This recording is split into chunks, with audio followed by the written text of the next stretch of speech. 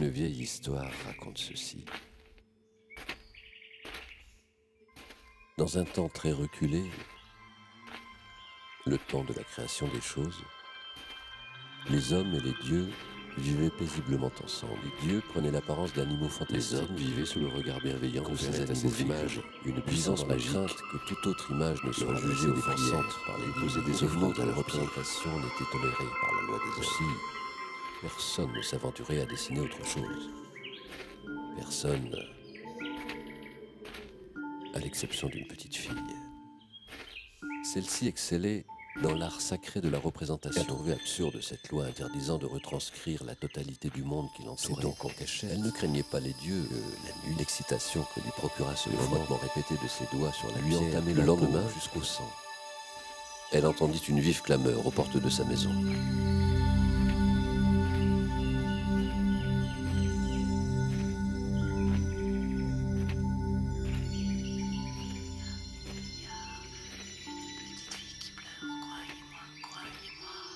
Ça fait très longtemps déjà qu'elle est enfermée dans ces murs-là. Elle savait qu'elle n'aurait pas dû, elle savait qu'elle n'aurait pas dû, elle savait qu'elle n'aurait pas dû. Que maintenant, elle allait devoir payer. Elle faillit sombrer dans la folie le jour où du sang commença à perler sur son visage.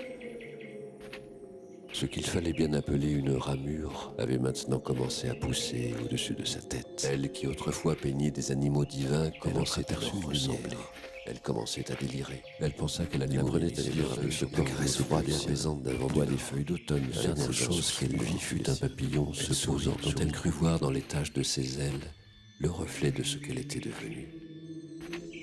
C'est vraiment fini. Bien, j'ai complètement rentré dedans. Il y a eu des moments de synchronicité, le soleil toque au-dessus de la pyramide. Oh, ça m'a fait un bien fou.